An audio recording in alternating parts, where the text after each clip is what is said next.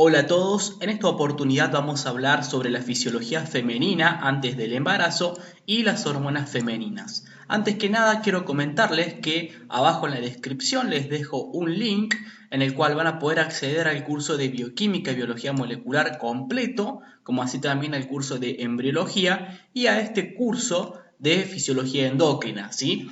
Todo esto está en la página de Udemy, ¿ok?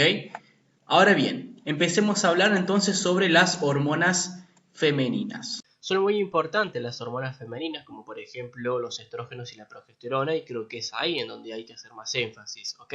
En sus funciones y en su regulación. Entonces empecemos. Las funciones reproductoras femeninas pueden dividirse en dos fases principales. Una primera fase que es la preparación del cuerpo femenino para la concepción y la gestación, y una segunda fase que es el propio periodo de gestación, ¿ok? Ahora bien, dentro de los órganos sexuales femeninos nos vamos a encontrar con los ovarios, que son los encargados de liberar al ovocito, que en el periodo, que en la ovulación este ovocito es liberado y este ovocito puede ser fecundado o no. Si el ovocito no es fecundado, este ovocito luego de 24 horas va a tender a ponerse más viejo y va a morir, ¿sí? Luego de los ovarios le van a continuar las trompas de falopio y luego le va a continuar el útero y por debajo la vagina. Bien, acá tenemos otra imagen donde podemos observar a los ovarios, acá tenemos uno, acá tenemos otro, tenemos a las trompas de falopio, ¿sí? Luego tenemos al útero y a la vagina. Básicamente los ovarios, como les dije, en la ovulación van a liberar al ovocito y este ovocito va a salir, bien, y va a llegar hasta el tercio externo de la trompa de falopio, en donde puede ser fecundado por un espermatozoide, si es que se produjo, digamos, la eyaculación dentro de los órganos sexuales femeninos y estos espermatozoides hayan podido llegar hasta el óvulo. Bien, recuerden que solamente un espermatozoide puede fecundar el óvulo. Siempre y cuando haya un espermatozoide, puede ser o hayan espermatozoides, bien, en los órganos sexuales femeninos, puede producirse la fecundación. Si no, no. Si no, luego de 24 horas, lo que le pasa al ovocito es que va a tender a degenerarse, a ponerse viejo y a morir. Perfecto. Ahora bien, lo que pueden ver ustedes acá en esta imagen también es cómo va desarrollándose el ovocito dentro del folículo, ¿sí? Este sería el ovocito y acá tendríamos todo el folículo. Vamos a ver cómo se llaman cada una de estas células que recubren a todo que forman todo este folículo. Acá vemos cómo se liberó y al liberarse queda formado lo que es un cuerpo lúteo o cuerpo amarillo. Esto lo vamos a ver más adelante. Bien, eso eran los órganos sexuales femeninos. Ahora bien, tenemos que ver la ovogenia, es decir, cómo va a ir madurando este ovocito para quedar maduro. Esto lo vamos a ver desde el periodo embrionario, ¿sí? Es decir, desde antes del parto hasta lo que corresponde a la pubertad, que es cuando empieza o comienza a madurar lo que es el ovocito, ¿sí? Porque hay una parte en donde queda estancado el ovocito, que luego empieza de vuelta su fase para poder, en la pubertad, para poder, digamos, ser fecundado. Eso lo vamos a ver ahora. Bien, entonces empecemos. Tenemos la ovogenia. ¿Qué tenemos? Tenemos que durante el desarrollo embrionario, las células germinales primordiales, bien, van a migrar a lo largo del mesenterio del intestino posterior hasta la superficie externa del ovario, que está revestida por un epitelio germinal. Cuando llegan estas células al epitelio germinal, bien, una vez que llegan a este epitelio germinal, van a migrar hacia el interior de la sustancia de la corteza ovárica. Con lo cual, estas células van a migrar hacia la corteza ovárica, ¿sí? Y por divisiones celulares repetidas van a terminar formando lo que se llama como ovogonia, o también llamado óvulo primordial. Este óvulo primordial va a estar rodeado por células que se llaman células de la granulosa. Entonces este óvulo más las células de la granulosa terminan formando lo que es un folículo primordial. ¿Perfecto? Ahora bien, lo que puedo aclarar en esta imagen es que esta vamos a ver el desarrollo de solamente el óvulo y acá en esta otra parte vemos lo que es el desarrollo del óvulo dentro del folículo. ¿Sí?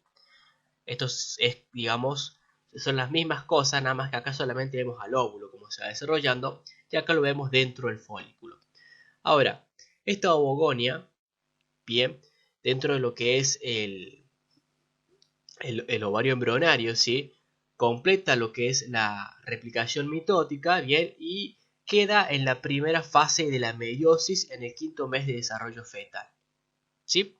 Esta ovogonia entonces cumple esta replicación mitótica, forma lo que es el ovocito primario y entra en la primera meiosis. Pero como pueden ver, se queda interrumpido en la primera meiosis en la profase 1. Y se va a quedar en este periodo hasta la adolescencia. ¿Ok? Entonces se queda en el periodo de meiosis 1. No la puede terminar. Y como pueden ver acá, al momento del nacimiento vamos a tener una cantidad de 1 a 2 millones de ovocitos. Una cantidad muy grande. Luego, en la pubertad, ¿sí? Esta meiosis 1 se completa y el ovocito primario pasa a formar el ovocito secundario y un cuerpo polar, que este cuerpo polar, primer cuerpo polar, se degenera. Este ovocito secundario, en la pubertad, ¿sí? Ya estamos viendo que empezó el periodo del ciclo menstrual, ¿ok? El ovocito es liberado en la ovulación, este es el ovocito que se libera en la ovulación. Este ovocito secundario va a estar interrumpido ahora, va a entrar en la meiosis 2 y se va a interrumpir en la metafase 2, ¿sí? Y va a estar interrumpido en esta metafase 2 hasta que venga un espermatozoide y lo fecunde, ¿ok? Entonces, este ovocito secundario es el que se libera, es el que se libera todos los meses, ¿ok? Y es el que puede ser fecundado, pero como pueden ver está interrumpido en la metafase 2 de la meiosis 2 y va a estar interrumpido en esta fase hasta que venga un espermatozoide y lo fecunde. Acá vemos cómo se ha formado el folículo. Bien, es un folículo más grande.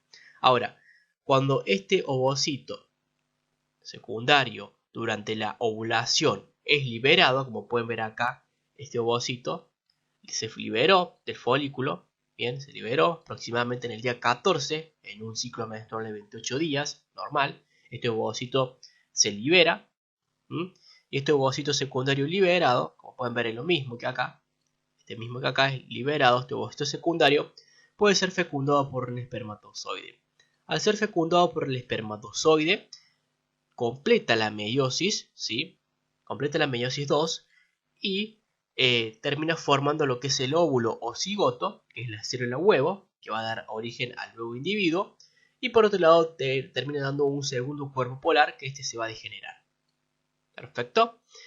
Ahora, este folículo, acá a este nivel, cuando liberó al ovocito, pasó a formar este folículo del cuerpo lúteo, que es el cuerpo amarillo. Muy bien, esto entonces es la ovogenia. Ustedes tienen que tener en cuenta que lo que más se pregunta es, por ejemplo, a este nivel, acá, a nivel del ovocito primario, que se quede interrumpido hasta la pubertad, ¿ok? De la mujer. Luego en la pubertad retoma, ¿sí? Porque hay una proteína inhibidora que inhibe que este ovocito siga este camino, siga la profase 1. Entonces se queda en la profase 1 y la meiosis 1. Luego en la pubertad retoma la meiosis 1 y la completa, formando el ovocito secundario, que es el ovocito que se libera todos los meses. Este ovocito secundario queda interrumpido en la metafase 2 de la meiosis 2. Solamente va a terminar la meiosis 2 cuando es fecundado por un espermatozoide. Y obviamente el espermatozoide más el óvulo de la mujer van a formar lo que es el óvulo o cigoto, que es la célula huevo que va a dar origen al nuevo individuo. Espero que se pueda entender eso. Ahora bien, en la pubertad en los ovarios van a permanecer unos 300.000 ovocitos. Dense cuenta de la cantidad que se redujo, ¿bien? Porque en el momento del nacimiento teníamos aproximadamente 1 o 2 millones de ovocitos. Es decir, que la cantidad de ovocitos se van reduciendo conforme pasa o aumenta la edad de la mujer. ¿Okay? Acá en la pubertad tenemos aproximadamente unos 300.000 ovocitos. Y también tenemos solamente que un pequeño número de estos ovocitos van a llegar a madurar, ¿bien? Los ovocitos que no maduran van a degenerar durante la vida fértil, van a degenerar, ¿sí? Estos ovocitos que no maduran degeneran. Ahora, durante la vida fértil de la mujer, que es aproximadamente entre los 3 y los 46 años, solamente de 400 500 de estos folículos primordiales se van a desarrollar lo suficiente para expulsar sus óvulos, uno cada mes. Todo el resto va a degenerar, se vuelven folículos atrésicos. Es decir, que solamente cada mes un solo folículo es el que va a madurar. Y esto es así porque hay receptores de FSH que captan mejor en este folículo que en otros. Esto lo vamos a ver ahora. Pero esto lo tienen que tener en cuenta. Un solo folículo es el que va a llegar a madurar cada mes y es el que va a poder liberar el ovocito. Es por eso que se libera solamente un ovocito secundario por mes, por ciclo sexual mensual o por ciclo menstrual. ¿Sí? Ahora bien, veamos el sistema hormonal femenino. El sistema hormonal femenino consta de 3 grupos de hormonas. Una hormona que va a ser secretada por el hipotálamo y es la hormona liberadora de gonadotropinas o GnRH, o también llamada gonadoliberina. Esta hormona se secreta en el hipotálamo y va a viajar hacia la adenohipófisis a promover la síntesis y secreción de las hormonas de la adenohipófisis, que son la folículo estimulante, o también llamada FSH, y la hormona luteinizante o LH. Estas hormonas de la adenohipófisis, la FSH y la luteinizante, van a viajar hacia los ovarios, donde van a promover que los ovarios secreten los estrógenos y la progesterona. ¿Se entiende? Ahora bien, en esta imagen podemos observar los picos de secreción de estas hormonas durante el ciclo sexual femenino. Un ciclo sexual femenino normal dura aproximadamente 28 días, pero también puede durar o puede ser tan corto como durar 20 días o puede ser tan largo como durar 45 días, depende de cada mujer. Ahora bien, observemos cuáles son los picos de estas hormonas, ¿sí?, que nos muestra esta imagen. Acá vamos a tener en este gráfico a la FSH y a la LH, ¿sí?, sus picos de LH y FSH. Y en esta otra imagen tenemos lo mismo, nada más que con el estradiol, es decir, los estrógenos y la progesterona. Bien, entonces empecemos. Primero que nada tenemos lo que es el periodo de menstruación, que les muestra acá la imagen, el periodo de la menstruación, que puede durar entre 5, 6 a 7 días dependiendo de cada mujer. Esta menstruación, luego de esta menstruación, podemos ver que empezaría lo que sería la fase proliferativa, que ya lo vamos a ver esto, ¿sí? La fase en la cual empieza a madurar los folículos, ¿sí? Y empieza a proliferar todo el tejido de lo que es la parte del útero. Eso lo vamos a ver ahora más adelante. Pero bueno, les quiero mostrar los picos de las hormonas, estas hormonas de FSH y LH. Vemos que la FSH empieza a aumentar, todo lo que es hasta antes de los 14 días, antes de la ovulación, porque aproximadamente en los 14 días es cuando va a ovular una mujer que tenga un ciclo sexual de 28 días. Vemos que empieza a aumentar la FSH hasta antes de la ovulación y la LH aumenta un montón hasta antes de la ovulación. De hecho, este pico de LH es el que, digamos, se dice que se produce antes de la ovulación, ¿sí? Es decir, en el día previo antes de la ovulación. Bien, este es el pico de la LH y luego de la ovulación vemos que ambas hormonas van a disminuir su concentración, ¿sí?, su liberación. Este pico de LH y FSH sirve mucho acá en este periodo, por ejemplo en el ciclo ovario, como vamos a ver ahora, sirve mucho para hacer crecer a los folículos. Esto lo vamos a ver ahora. Ahora luego tenemos un pico de, obviamente dentro del mismo ciclo, ¿sí?, porque todo esto pasa conjuntamente. Bien, de hecho la FSH y LH van a promover la liberación de estrógenos y progesterona. Tenemos lo que son los estrógenos. Bien, vemos que antes de la ovulación aumentan, ¿sí?, y luego de la ovulación empiezan a disminuir, ¿ok? Y la progesterona, que empieza a aumentar después de la ovulación. Esta progesterona lo que va a promover es que se siga manteniendo el crecimiento del cuerpo lúteo. Perfecto. Bien, eso le quería mostrar en cuanto a esta imagen, así la pueden entender, está en el guide. Ahora, vamos a pasar a ver todo más específico. Lo primero que ustedes tienen que saber es que el ciclo sexual mensual femenino o ciclo menstrual va a tener una duración, como les dije, de 28 días, el ciclo normal. Pero también puede ser de 20 días, es un ciclo más corto, o de incluso 45 días, es un ciclo mucho más largo.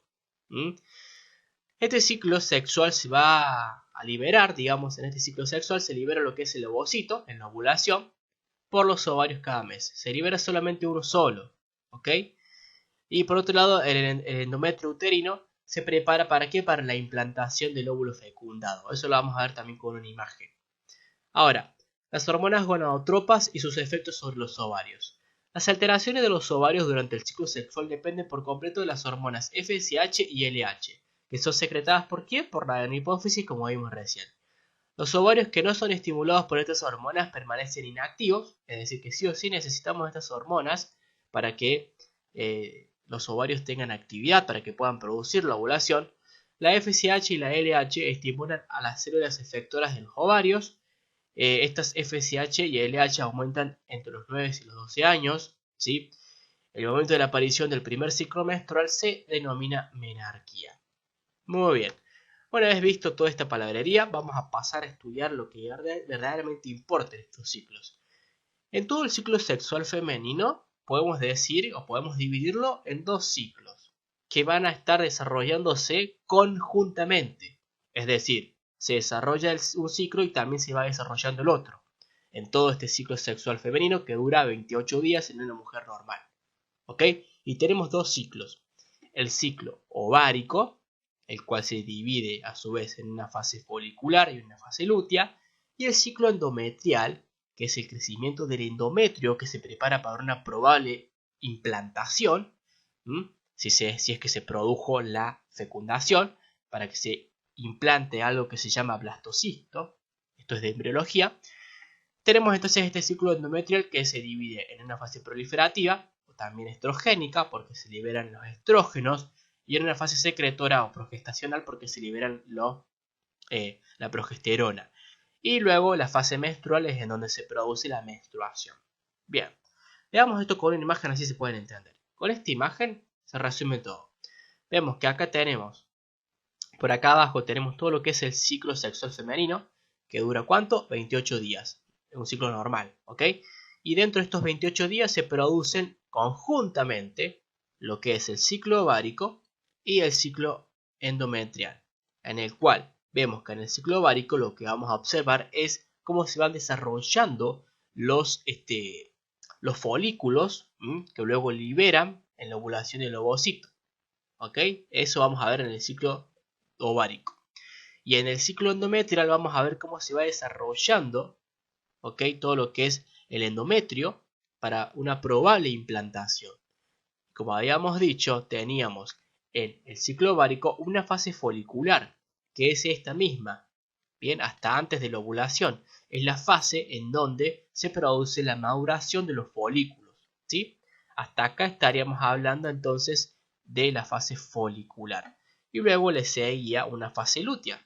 La fase lútea sería después de la ovulación. Es la fase en donde crece el cuerpo amarillo o cuerpo lúteo.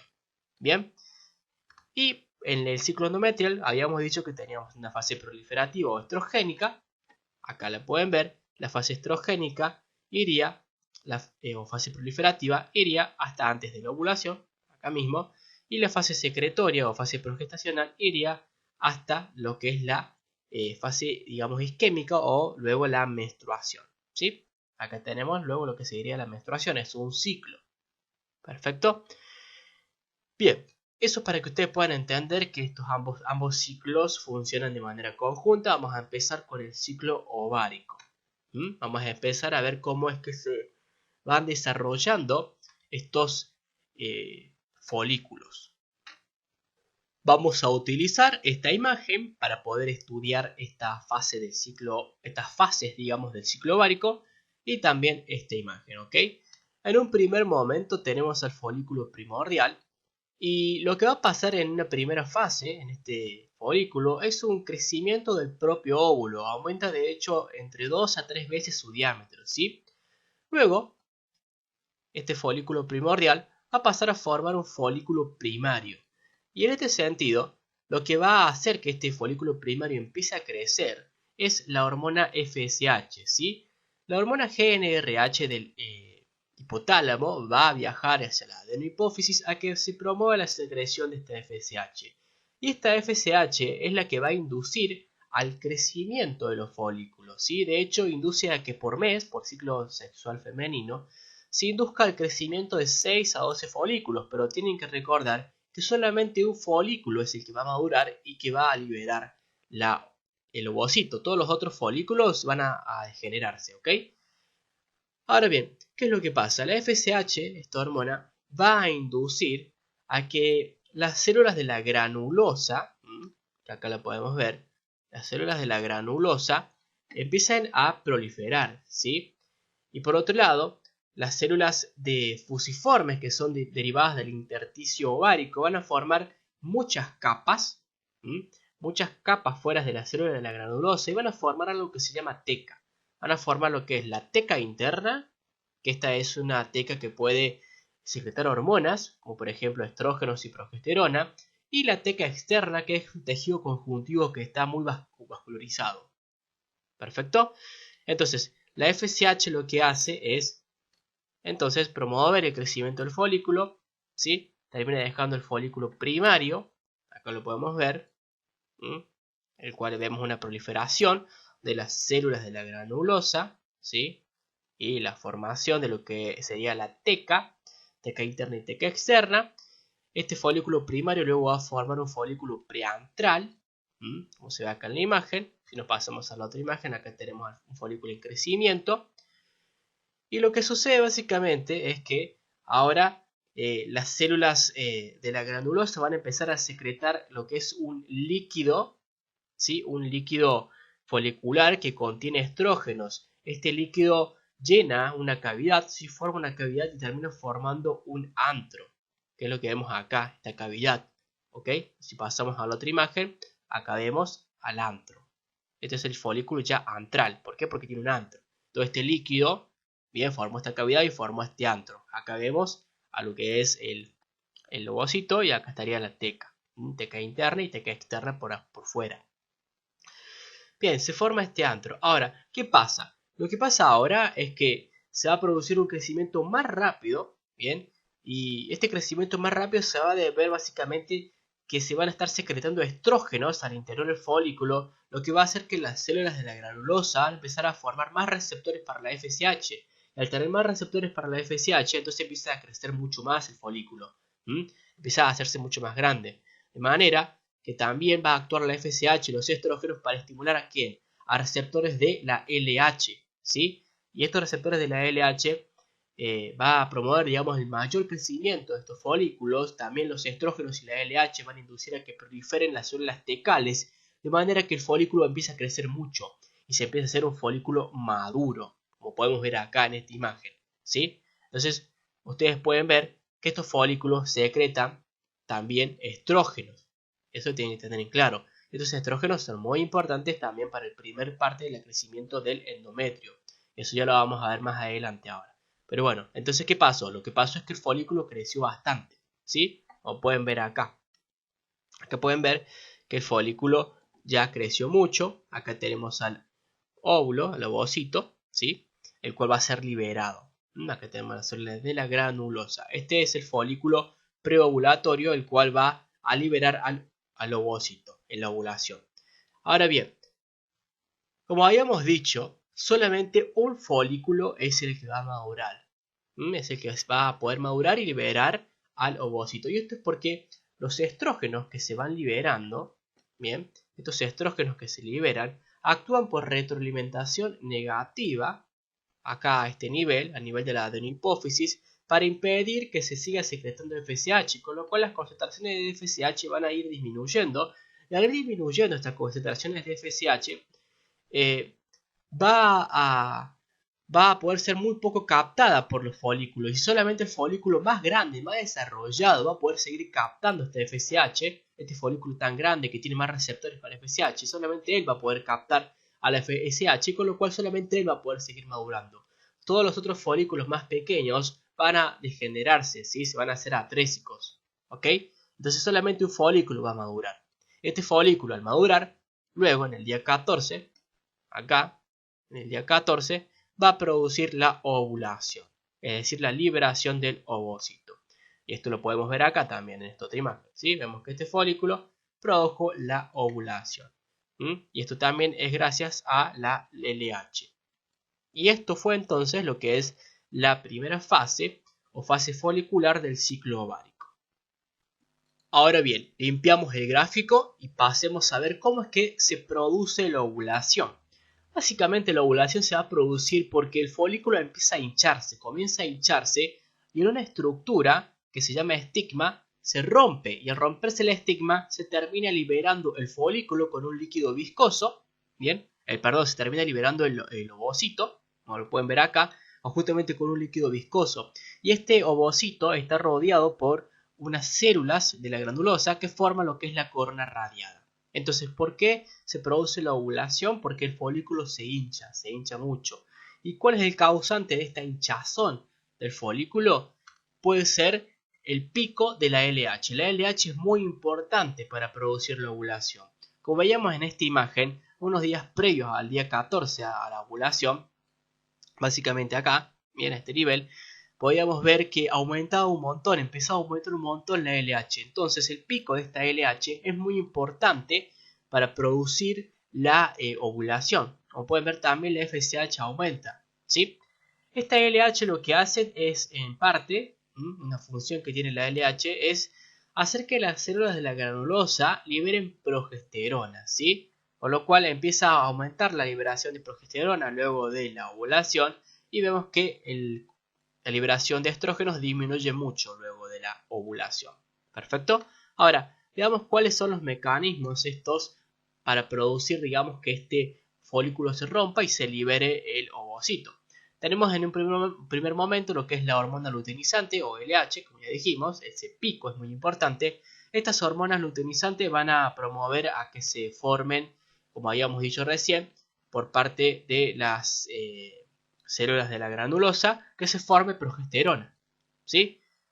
Esta progesterona va a ir hacia lo que es la teca externa y van a promover a que las enzimas, a que esta teca externa, digamos, comience a liberar enzimas proteolíticas de los lisosomas. Perfecto, empieza a liberar estas enzimas proteolíticas y estas enzimas proteolíticas lo que van a hacer es disolver la pared de la cápsula del folículo, le van a debilitar, debilitar esta pared, este folículo y luego van a producir la degeneración del estigma. Perfecto, todo esto ¿para qué? Para ir a romper el folículo. Pero también va a haber lo que es una hiperemia folicular y secreción de prostaglandinas, lo que van a provocar una trasudación de plasma hacia el folículo. Esto hace que se hinche el folículo, se hinche más, produce una tumefacción del folículo y bueno, entonces produce lo que es la rotura finalmente del folículo. Cuando se rompe el folículo, sale lo que es el óvulo o el ovocito.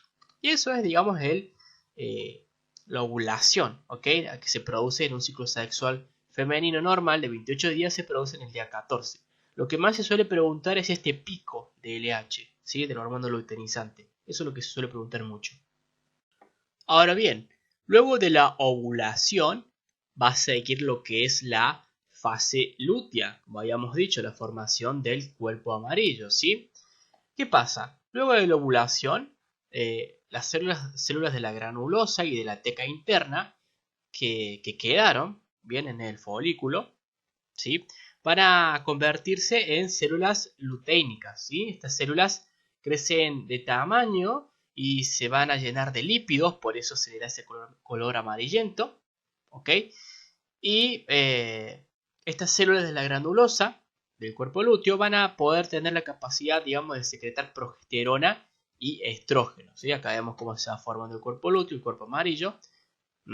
Tienen la capacidad entonces las células de la granulosa del cuerpo lúteo de secretar progesterona y estrógenos. Por otro lado, las células de la teca del cuerpo lúteo tienen la capacidad de secretar lo que es androstenodiona y testosterona, pero estas androstenodiona y testosterona son convertidas por la enzima aromatasa en estrógeno, ¿sí? Por las células de la granulosa. ¿Ok? Ahora, lo que ustedes tienen que destacar es que este cuerpo lúteo va a ir creciendo, bien, crece aproximadamente 1,5 cm, luego de 7 u 8 días de lo que es la ovulación, y luego va a ir a evolucionar, ¿sí? Acá vemos el cuerpo lúteo en regresión, involuciona y pierde su función secretora, pierde sus funciones, de manera que luego de 12 días de la ovulación, ya este cuerpo lúteo está involucionado, ¿sí? Y al involucionar, como podemos ver en esta imagen, acá tenemos el cuerpo lúteo, bien, una vez que se degenera completamente, forma lo que es el cuerpo albicans, o corpus albicans, como podemos ver acá. Ahora bien, ¿qué es lo que hace que este cuerpo lúteo degenere? Lo que va a hacer que degenere es la secreción de estrógenos y de progesterona, bien, y de inhibina. Estos van a ir a inhibir por retroalimentación negativa a la LH y a la FSH, de manera que este cuerpo lúteo se va a degenerar o va a involucionar. ¿Se entiende? Esto es entonces la fase lútea. Ahora bien, supongamos que este óvulo se liberó y viene un espermatozoide y lo fecundó. Si viene un espermatozoide y lo fecunda, este cuerpo lúteo va a poder seguir creciendo en el embarazo por otra hormona que se llama hormona gonadotropina coriónica. Y este cuerpo lúteo va a crecer aproximadamente hasta los 2 o 4 primeros meses de gestación. ¿Bien? Eso es lo que pasa si se produce la fecundación. Pero si no se produce la fecundación, este cuerpo lúteo se degenera o involuciona luego de los 12 días que se llevó a cabo la ovulación.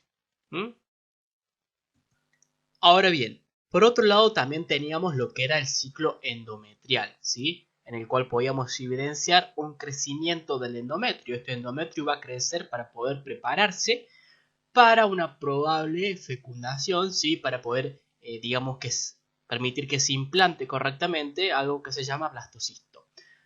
Ahora bien, como habíamos dicho, el ciclo endometrial tenía una fase proliferativa, que era estimulada por los estrógenos, una fase secretora, o también llamada progestacional, que era estimulada por la progesterona, y una fase menstrual, que era la menstruación, ¿sí?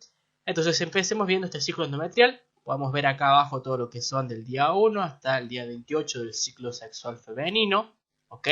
Tienen que tener en cuenta que todo este ciclo ovárico y este ciclo endometrial ocurren simultáneamente.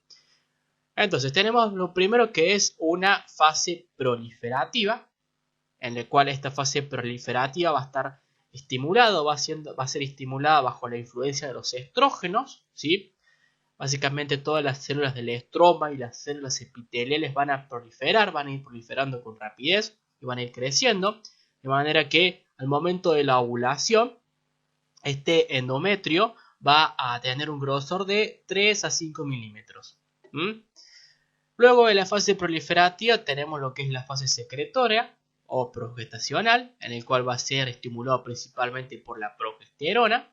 Bien, dentro de esta fase vamos a ver que los estrógenos van a producir lo que es una ligera proliferación del endometrio, mientras que la progesterona va a provocar una tumefacción y va a provocar un crecimiento, desarrollo de todo el conjunto secretor de este endometrio, bien, lo que va a hacer que las glándulas se vuelvan más grandes. Todo esto que vemos acá son las glándulas secretoras, que estas se van a volver más grandes, más tortuosas, ¿ok? Es muy característico cuando se ve esto en histología.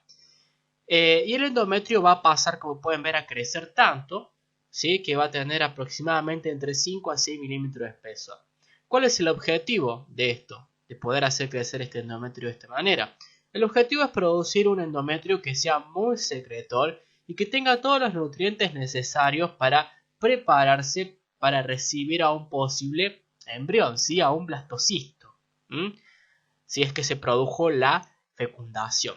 Por eso se hace todo esto, preparar a la mujer para un probable embarazo.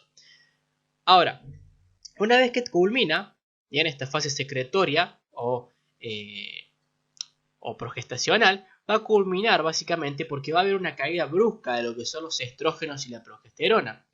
Y una vez que termina esta fase va a empezar lo que es la menstruación, ¿sí? En el cual todas estas glándulas, todas estas capas del endometrio se van a desprender y se van a expulsar del útero, ¿ok? La menstruación va a empezar básicamente por esta caída brusca de estrógenos y progesterona. Los vasos sanguíneos de este endometrio van a sufrir lo que es un vasoespasmo. Todo esto va a provocar lo que es una necrosis de este endometrio, con lo cual va a ir desprendiéndose bien, se va a ir descamando las capas del endometrio, como se pueden ver acá, se van descamando las capas del endometrio y se van expulsando. Básicamente durante la menstruación se van a perder entre 40 mililitros de sangre y 35 mililitros de líquido seroso. Esta sangre por lo general no suele coagularse, eso lo tienen que tener en cuenta. Ahora, acá en esta otra imagen vemos básicamente lo mismo, que acá. Vemos la fase proliferativa, que dura unos 11 días aproximadamente. Luego viene lo que es al nivel, digamos, de lo que es la ovulación, ¿sí? Luego tenemos lo que es la fase secretora. Vemos bien cómo crece, ¿sí? Todas estas son las glándulas, así tienen esa forma, es muy característico en histología. Y luego viene la fase menstrual, que dura aproximadamente entre 5 días, 6 días, 7, depende de la mujer. Y es que se desprende todas estas capas, ¿sí? Se descaman todas estas capas y se pierde, digamos, todas estas capas y se pierde sangre, ¿ok? ¿Cuánta sangre se pierde en la menstruación? 40 mililitros de sangre aproximadamente y 35 mililitros de líquido seroso. Bien, esto es muy simple lo que es el ciclo endometrial, es bastante fácil, ¿ok? Tienen que tener en cuenta eso, tenemos 3 fases. Fase proliferativa, la vemos directamente con esta imagen de Guyton. Fase proliferativa, fase secretora y fase menstrual. Fase proliferativa, en la cual actúan principalmente los estrógenos, como veíamos acá, ¿ok? Y fase secretora, que actúa principalmente en la progesterona, que actúa en la fase secretora, donde vemos que se hincha todo esto, ¿ok? Se edematiza todo esto. Y luego la fase menstrual, donde se desprende todos estos tejidos. ¿Perfecto? Espero que se pueda haber entendido eso.